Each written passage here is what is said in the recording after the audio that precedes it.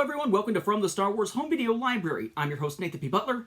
This time we look at something that you would call a Star Wars documentary that is not an official one, but uses official people in their, what am I looking for? Their promotional capacity, their press release and press event capacity to create a documentary out of footage that exists and was available to give us some background on Star Wars from a company that is not affiliated directly with Lucasfilm, now these days Disney and so on.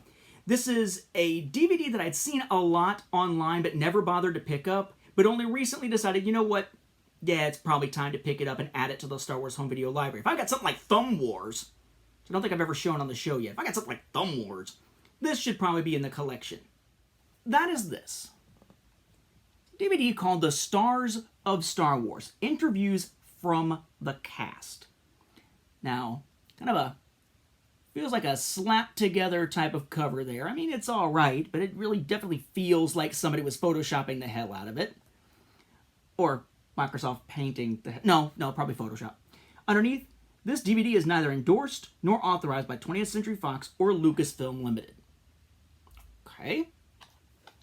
Side has Man's Chinese Theater, Stars of Star Wars, Passport Video underneath, and then a product number. Okay, Passport Video being the publisher of this thing. Then the back, show number 1, The Stars of Star Wars. Tells you what it is. There's never been a phenomenon quite like it in the history of movies. Now, experience firsthand the power and impact of Star Wars with this exciting documentary.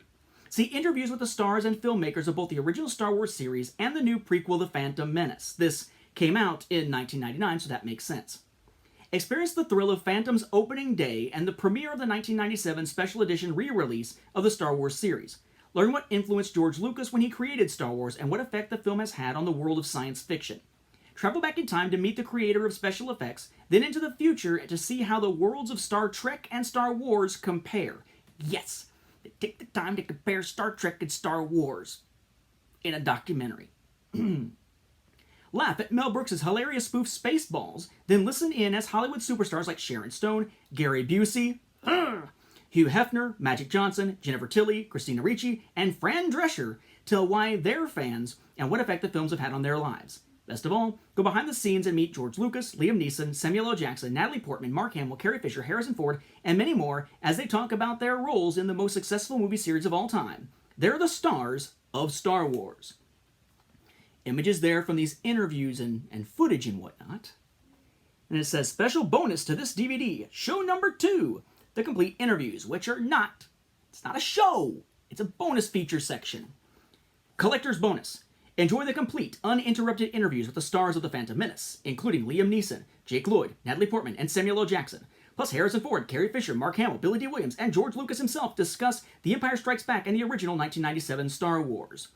Chapter stops you can go directly to on DVD include the complete interviews with Liam Neeson, Harrison Ford, Mark Hamill, Jake Lloyd, Carrie Fisher, George Lucas, Natalie Portman, Samuel L. Jackson, Billy D. Williams. Anthony Daniels is on the damn thing. He never gets mentioned at all. Poor Anthony Daniels. This DVD is neither endorsed nor authorized by the 20th Century Fox or Lucasfilm Limited. The 20th Century Fox? Exclusively distributed by Passport Video, and then it has its address, 1999, copyright, Dolby Digital Surround Sound, Passport Video, DVD video, and product number over here. Approximately 151 minutes if you count all the uninterrupted interviews or unedited interviews with the bulk of the actual documentary itself. As for the disc,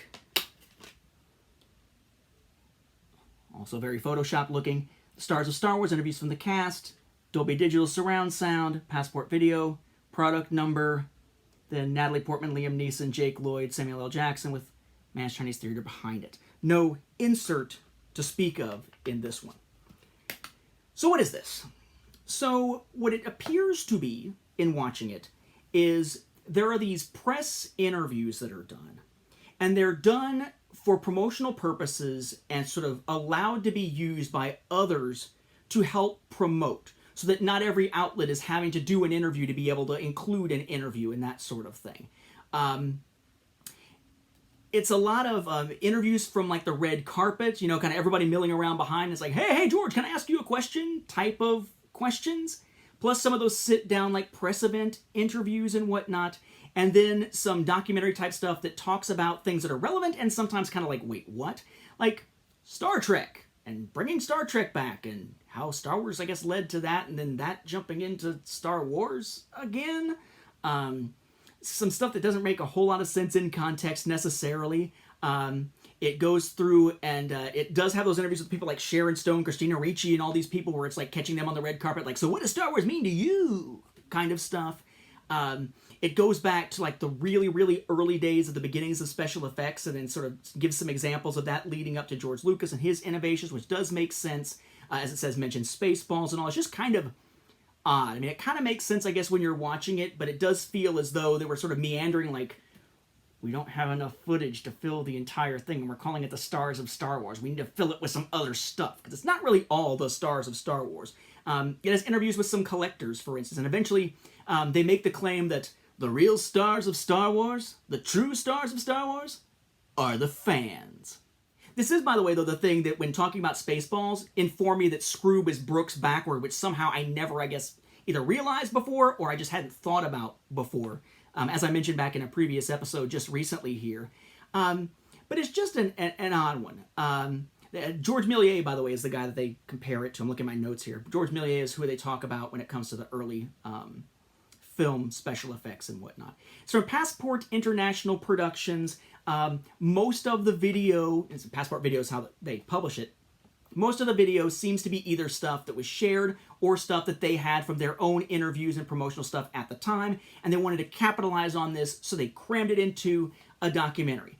It is a documentary, though. It's not just interviews. And they give you the full interviews, not just the little clips. So in that sense, I'm kind of glad that they did that. That said, though, you may be wondering, so what's the quality of it? I'm reminded of when I was teaching in a traditional classroom. When I was teaching in a traditional classroom, sometimes we might use a video clip of something from like the History Channel, like their Great French Revolution special, that sort of thing. Really good stuff, or the Conquerors series. Great stuff, well done, reenacted, clear picture, looks great. Looked like that stuff could have been, a standard Hollywood production, right? And then you also had stuff you might use from time to time that was like from Georgia Public Broadcasting. And it looked all washed out. The quality wasn't there. It wasn't as clear. It almost looked like somebody had washed the documentary in the wash a few times, because it was all just faded and kind of grainy looking. It wasn't vibrant. It didn't pop, so to speak. Despite the fact that it was still people using probably similar equipment, hopefully, to produce these things, there was just a night and day difference between what you would see from like something that aired on NBC as a documentary, or something that aired on History Channel or Learning Channel, versus a lot of the video stuff that we had access to through GPB, through PBS and that sort of thing. There was the stuff where if you were showing it, the kids would be like, and the stuff where if you were showing the kids, would be like, right? Depending on the video quality of it. This is definitely much more of the GPB PBS vein than it is in the History Channel vein. It has that feel to it. The kind of thing where you would come into the classroom, the teacher would be playing that type of documentary, and from a visual standpoint, it was so blah and drab and non-vibrant that even if the content was interesting, it was hard to keep your interest in it from a visual standpoint. That is basically this.